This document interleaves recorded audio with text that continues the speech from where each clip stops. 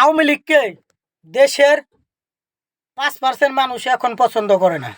বিশ্বাস করেন, যদি পছন্দ করতো একটার পর একটা আওয়ামী লীগের, মনে করেন যে বাসভবন বলেন, আওয়ামী লীগের স্মৃতি সব ধ্বংস করে মাটির সাথে মিশিয়ে দেওয়া হচ্ছে। কোনো মানুষের মানুষকে দেখছেন প্রতিবাদ করতে করে না।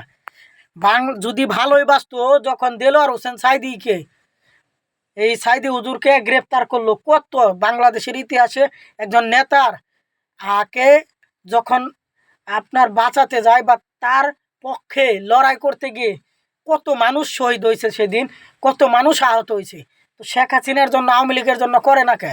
করুক তারা, ঠিক আছে, কিন্তু তারাও আত্মবিশ্বাসী যে তারা দুনিয়াদারি বুক বিলাসিতার জন্য আওয়ামী লীগ করে, পরকালের জন্য। তারাও জানে যে আওয়ামী লীগ যে কার্যক্রমগুলো করছে, আলেম ওলামা, হেফাজতের আলেমদের, বড় বড় আলেমদের বিরুদ্ধে, ইসলামের বিরুদ্ধে কাটছে, এদের জন্য জীবন দিলে কোনো ফয়দা নাই।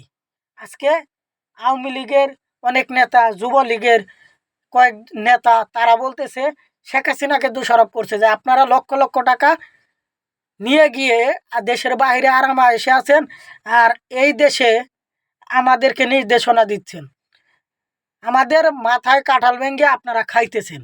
আগেও রাজনীতি করছেন, এখনও করতেছেন। আপনারা সুখে থাকবেন দেশের বাইরে, আর আমরা জীবন দিব।